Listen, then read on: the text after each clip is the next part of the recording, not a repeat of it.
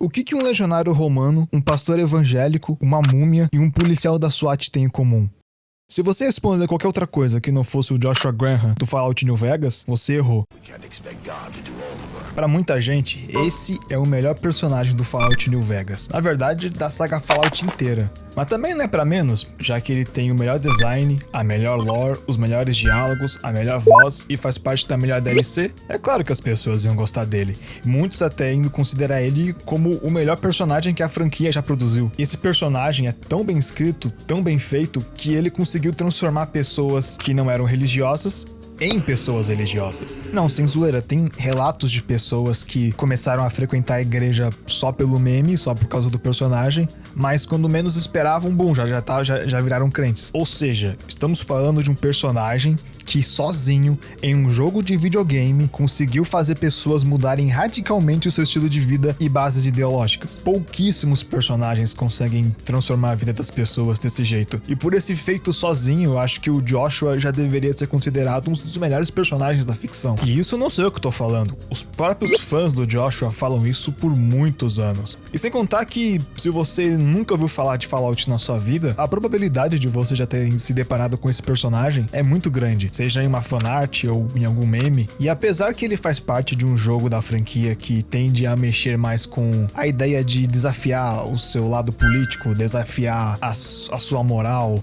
sabe? Meio que ver pelo outro lado, ou talvez descobrir que o seu lado não tá tão certo, sabe? Esse tipo de coisa. O Joshua, ele traz algo completamente novo dentro dessa narrativa que só vive falando de política, lados políticos e tribos, essas coisas. O Joshua, ele traz o lado espiritual nisso tudo, que é algo que a franquia muito raramente toca, o lado religioso da parada. E antes que alguém fale que, mas sempre houveram personagens religiosos, desde o primeiro jogo já tinha aquele culto maluco lá. Bom, sim, mas nenhum desses personagens conseguiram trazer a visão e o lado espiritual e religioso sobre os temas que Fallout toca como esse personagem fez. Isso sem contar o design dele, que na minha opinião é um dos melhores que a franquia já produziu. E é relativamente simples, sabe? Ao invés de ser um cara numa power armor estilosa, ele é só um maluquinho no meio do deserto que prega pra um monte de tribal, usando um colete da polícia, sei lá que coisa é aquela, enquanto ele tem um monte de faixas que cobrem os ferimentos da queimadura dele, sabe? E é o que dizem,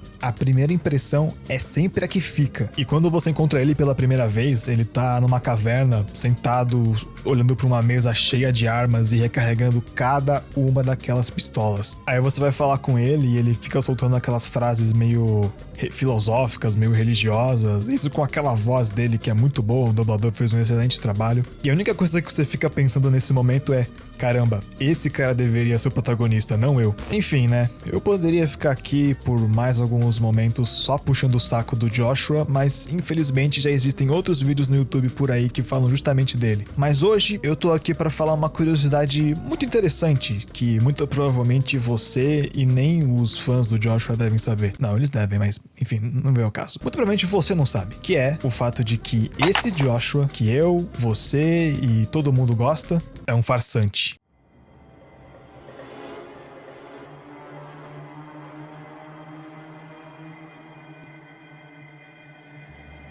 Esse cara que foi queimado, que agora se arrependeu e lidera uma tribo, é uma farsa. O verdadeiro Joshua Graham nunca seria desse jeito.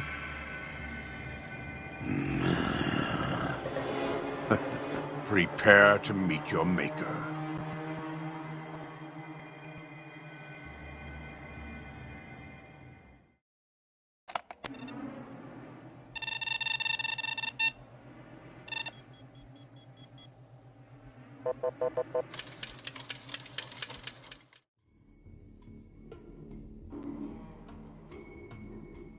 Sabe o Fallout 3 e as suas DLCs, o Fallout New Vegas e as DLCs que eu e você jogamos na época do Xbox e PS3? Então, esses jogos também são falsos, pois o verdadeiro Fallout 3 foi completamente apagado devido à ganância corporativa, corrupção, traição e incontáveis problemas jurídicos. E falência. O Fallout 3 e principalmente o New Vegas não passam de um sucessor espiritual desse projeto que foi completamente apagado. Talvez alguns já sabiam, mas para aqueles que não sabem, eu tô me referindo ao Fallout Van Buren. E se você conhece esse caso a fundo, então você sabe o quão complexo ele realmente é. Mas eu vou resumir aqui. Bom, basicamente a antiga empresa que fez o Fallout 1 e 2, que são aqueles RPGs isométricos, estava obviamente produzindo o Fallout 3, já que os primeiros foram um grande sucesso. Porém, a falta de dinheiro, problemas na justiça e a inevitável compra da Bethesda pelos direitos de imagem da franquia fizeram que o Fallout Van Buren simplesmente não existisse mais. E a Bethesda, agora nos trilhos, simplesmente criou a sua própria história utilizando praticamente nada daquele projeto anterior. Para você ter uma ideia do quão diferente era o Fallout 3 original e o Fallout 3 da Bethesda, o Fallout 3 Van Buren, o original, era para ser um RPG isométrico, que nem o 1 e o 2. Já a Bethesda foi para um lado mais de FPS. Claro, com alguns elementos de RPG, mas focando ainda mais na ação do que RPG por turnos. Ou seja, Fallout 3 original, o Van Buren, como era chamado, simplesmente se foi. Ou será que não? Pois se você conhece essa história a fundo, você também sabe que essa história tem um final semi-feliz. O que aconteceu foi que a Bethesda eventualmente contratou um outro estúdio para criar um spin-off da franquia, o Fallout New Vegas. E o estúdio que eles contrataram era nada mais nada menos que a Obsidian. E a Obsidian era nada mais nada menos que uma empresa formada por ex-funcionários da antiga empresa do Fallout. Ou seja, pessoas que trabalharam no 1, no 2 e no cancelado Fallout 3 Van Buren. Isso significa que nesse spin-off que eles fizeram, eles conseguiram implementar algumas ideias que eles queriam colocar no Fallout 3 original nesse spin-off. Ou seja,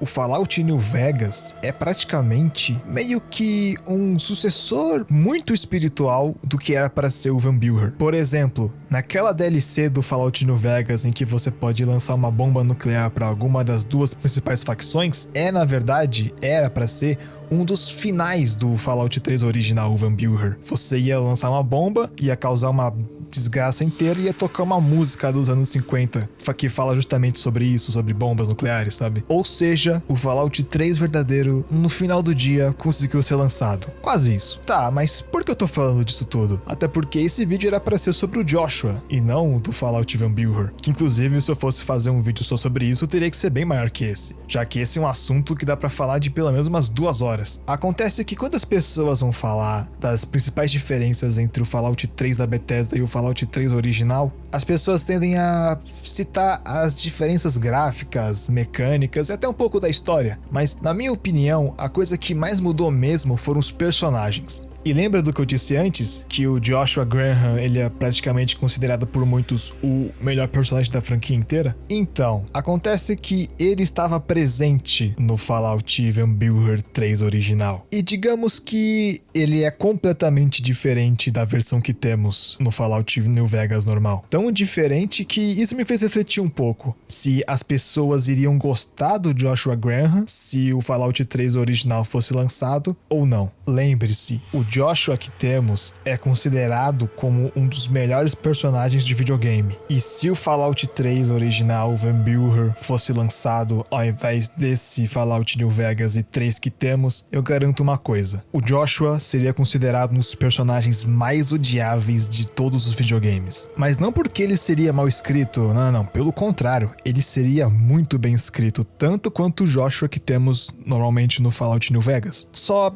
digamos que ele não seria lembrado por ser essa pessoa que cometeu muitos crimes no passado e agora está arrependido e tenta de alguma forma se redimir. Ele seria lembrado como um monstro, um psicopata que caminha pelos desertos radioativos em busca da sua próxima vítima. Esse é o verdadeiro homem queimado, o verdadeiro Joshua Graham. Mas calma, antes de eu falar desse Joshua malvadão, precisamos discutir um pouco sobre o Joshua normal que nós já temos. Acontece que, por mais que o contraste entre o Joshua do Fallout Van Buren e o Joshua do Fallout New Vegas seja muito grande, alguns eventos da história dos dois continuam sendo a mesma coisa. Pois bem, no Fallout New Vegas e em todos os Fallouts existem muitas facções, mas aqui eu vou falar só de 3 na verdade. Bom, a primeira delas que eu vou falar é a NCR, ou a Nova República da Califórnia. Eles são basicamente um grupo de pessoas que tentam ao máximo replicar o que a América era antes, sabe? Uma república com democracia, votação e etc. E a outra facção é um grupo conhecido como Seguidores do Apocalipse. Eles são um grupo de pessoas que caminham pelos desertos tentando ajudar o máximo de pessoas possíveis. E uma das maneiras que eles tentam fazer isso é distribuindo remédios, ajudando pessoas com ferimentos, doenças, mas eles também são conhecidos por carregarem muitos livros. Afinal, no mundo de Fallout, quando as bombas caíram, muito conhecimento foi perdido. As pessoas não sabem mais como que se planta, como que se cozinha, como que se constrói moradias e esse tipo de coisa. O principal objetivo deles é basicamente impedir ao máximo possível que os horrores da Grande Guerra, que foi que as bombas nucleares caíram, se repitam novamente. Certo, agora eu quero que você imagine que naquele outro grupo que eu falei, a NCR, que inclusive é uma das facções com o maior território que existe no Fallout inteiro, exista uma família de 3 pessoas, um pai, uma mãe e um filho. Esse filho se chama Edward Salom. Acho que é assim que fala, Salom.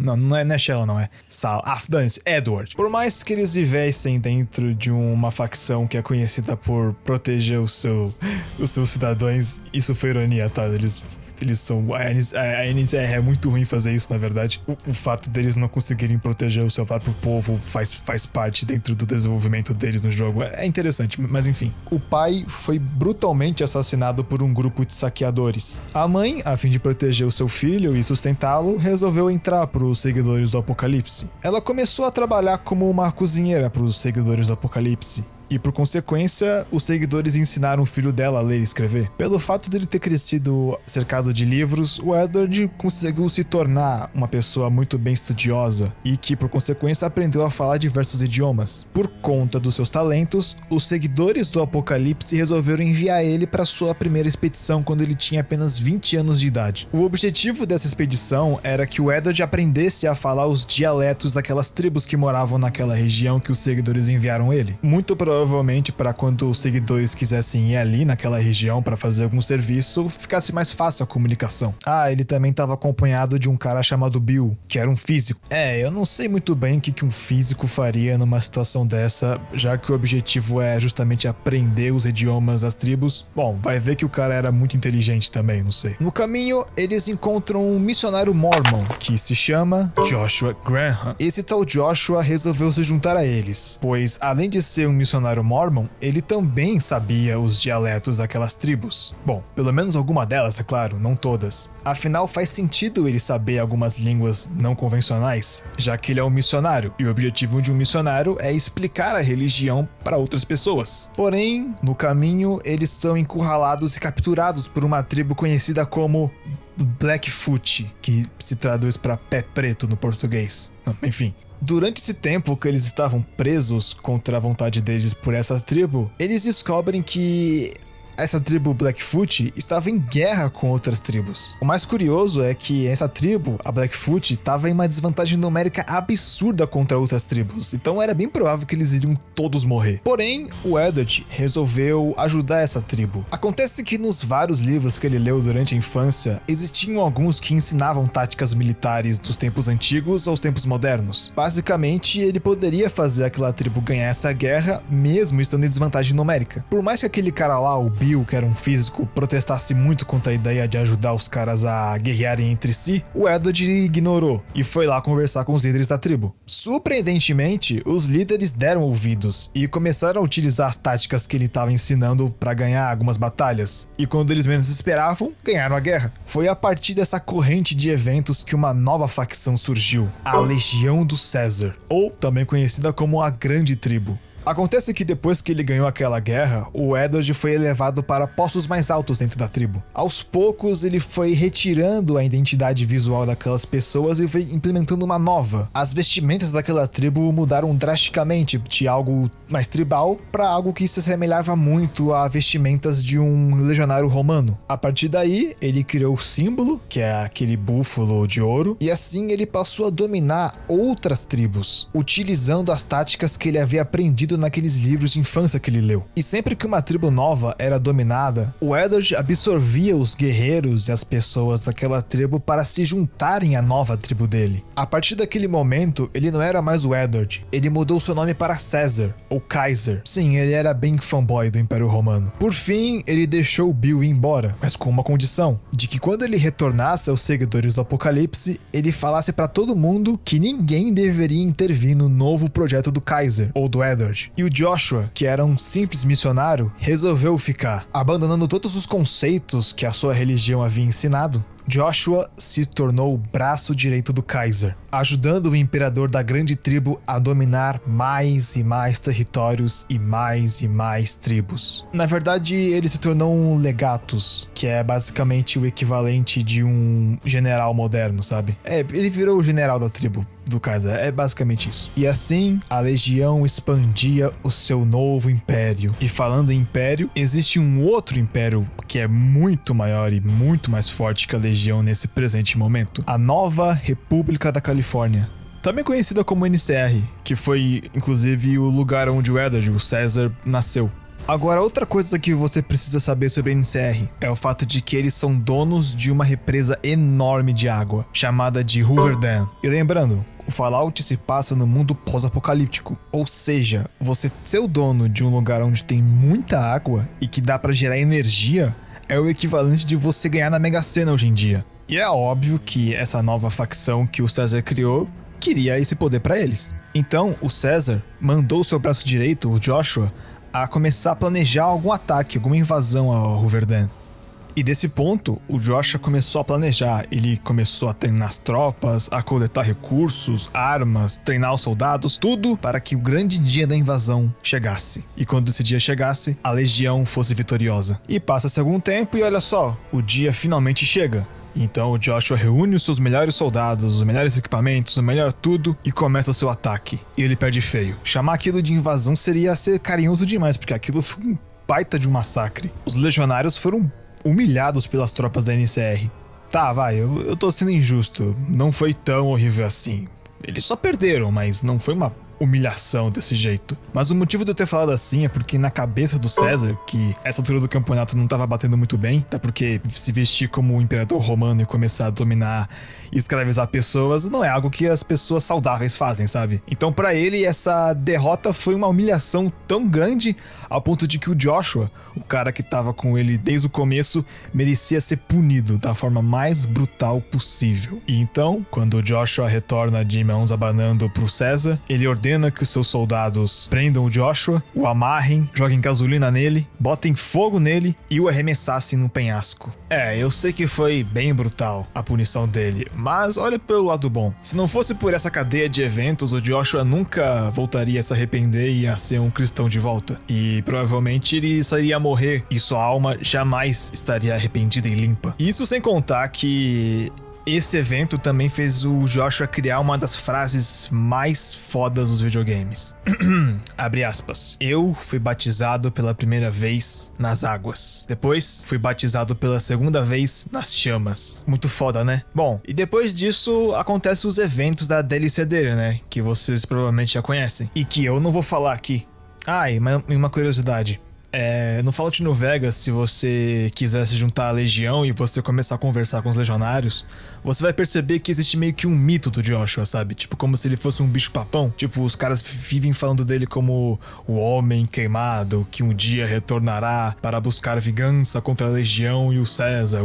Tipo, claro que existem rumores de que ele sobreviveu, mas isso é uma coisa que só a Legião sabe. E tipo, bom, a Legião não é muito de mostrar fraqueza, sabe? Mas os caras estão cagados de medo, assim, do Joshua. E falando em bicho-papão, vamos falar um pouco agora do verdadeiro Joshua. Bom, a primeira mudança já vem logo no nome, pois no Fallout New Vegas original, o Joshua é conhecido como o Homem Queimado, justamente pelo fato dele, ter sido queimado vivo. Já aqui, ele é conhecido como o Homem Enforcado, pois, adivinha só, ele foi enforcado. O jogador ia encontrar ele pendurado pelo pescoço em um poste numa localização chamada Forte Abaddon. Por algum milagre, ele ainda estaria vivo, mas extremamente bravo. O jogador teria a escolha de deixar ele morrer ou retirar ele dali. Se você retirasse ele dali, você poderia ter ele como companheiro. E digamos que ter essa versão do Joshua como companheiro é um fardo muito pesado. Ele seria absurdamente brutal. A maioria dos NPCs que o jogador fosse encontrar seriam mortos pelo Joshua no primeiro contato. Isso significa que a maioria das missões secundárias nem poderiam ser feitas, já que o Joshua só ia matar os personagens importantes e é isso aí. Além de impedir que o jogador se juntasse a certas facções, já que o Joshua só ia chegar atirando em todo mundo.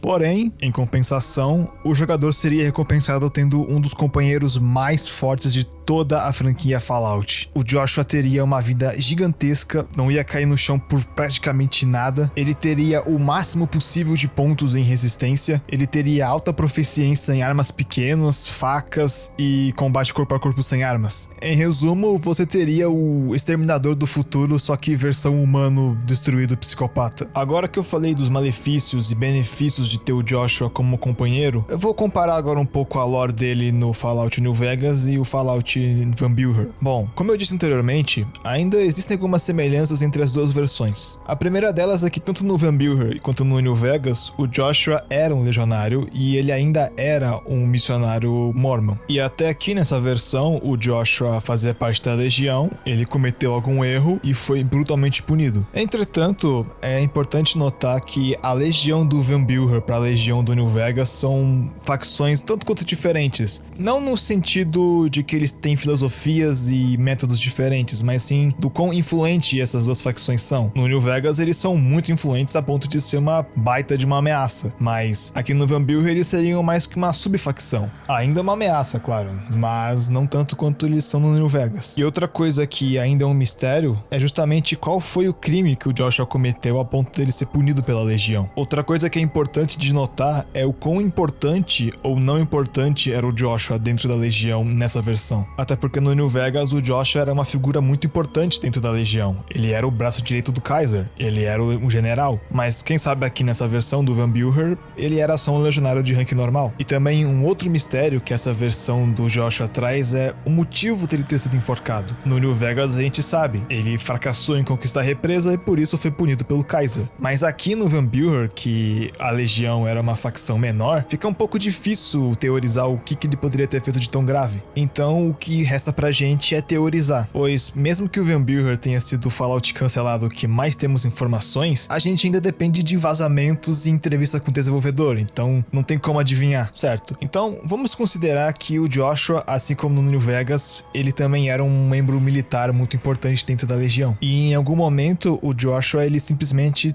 perdeu uma batalha, de forma humilhante ou não, ou ele poderia só ter desobedecido às ordens diretas do Kaiser, o que dentro da estrutura da legião é um crime imperdoável. Ou seja, não muito diferente da versão do New Vegas. Mas agora vem a minha segunda teoria, que é a minha favorita, que é o fato de que talvez o Joshua era tão brutal, tão violento, tão imperdoável, que a situação saiu do controle com ele, e a legião precisou, o Kaiser mais precisamente, precisou meio que mostrar um exemplo do que acontece se você sai muito da linha. Ou seja, imagina só isso, você faz parte de uma facção que é conhecida por ser violenta, e você é tão violento, mas tão violento, que assusta essa facção ao ponto deles quererem te tirar dela. Pois é, né? Bem brutal. Pra mim, essa aqui faz mais sentido, levando em consideração o comportamento do Joshua como companheiro. Pra mim, só condiz com o personagem mesmo. Aliás, eu tava pesquisando aqui e eu encontrei que existe meio que uma outra versão do que poderia ser mais ou menos o que aconteceu. Que tipo, que nem no New Vegas, o Joshua cometeu alguma coisa, fez alguma coisa, o Kaiser quis punir ele, né? Botou fogo nele, jogou ele do penhasco e ele rolou lá pra baixo, se quebrando todo. Aí depois de um tempo, uns tribais ali que eram inimigos da legião encontraram ele, reconheceram quem ele era e ficaram putos que ele tava vivo ainda e resolveram enforcar ele. Ou seja, o cara foi queimado, jogado de um penhasco, enforcado e continua vivo. E uma outra informação que eu encontrei foi que, no caso quando você encontra ele pela primeira vez, que ele tá enforcado, você tem a opção de ajudar ou não ajudar. Caso você resolva não ajudar ele e deixar ele pra morrer e você for embora, quando você retornar ao forte, que é onde ele tava enforcado, você vai ver que ali a corda vai estar ali, mas não vai ter nenhum corpo em lugar nenhum. Ou seja, meio que insinuando que ele sozinho conseguiu escapar e que vai espalhar mais e mais terror. E quanto mais informações eu buscava sobre esse Joshua, mais eu ficava pensando, caramba, cara, não seria legal se no próximo jogo de Fallout a Bethesda colocasse um personagem que fosse parecido com ele. Tipo, se tivesse um companion que só atirasse em qualquer coisa que se mexe, seja NPC amigo, NPC inimigo, ele só ia sair atirando e matando. Mas como essa é a Bethesda, eu duvido muito que eles vão fazer um NPC tipo esse. É muito, muito improvável. Bom, na verdade, tem mais uma coisa que eu queria comentar antes de finalizar esse vídeo. É uma informação que eu guardei só pra falar no final do vídeo. Eu disse que o Joshua do Fallout Van Buren jamais faria as coisas que o Joshua do Fallout New Vegas faria, certo? Tipo, se redimir, se arrepender, essas coisas. Acontece que existem algumas informações que indicam que no momento que você pegasse ele como companheiro, iria iniciar uma quest que seria sobre você tentar redimir ele, tentar fazer ele se arrepender, sabe? E ao que tudo indica, essa quest seria muito longa e bem difícil de ser concluída. Até porque meio que você tá tentando fazer o diabo em pessoa ficar arrependido. Então é de se esperar. O que abre o questionamento: será que o pior das pessoas conseguem se redimir com esforço, ou elas estão para sempre presas nesse ciclo de perversidade e malícia? Bom, de qualquer forma, seja lá qual for a resposta, eu só posso dizer uma coisa. Apesar de eu ter gostado desse Joshua como conceito e querer que um próximo Fallout tenha um companheiro parecido com ele, eu ainda prefiro o Joshua original, sabe? Tipo, ele é insubstituível. E é isso. Essa foi a história do personagem que enganou e se escondeu em pele de cordeiro por uma fenda por muito, muito tempo. E comenta aí embaixo se você quer que no próximo Fallout tenha um companheiro parecido com esse, ou se você prefere essa versão do Joshua do que a que temos no New Vegas. Esse foi o vídeo. Se você gostou do que viu, já sabe onde me encontrar.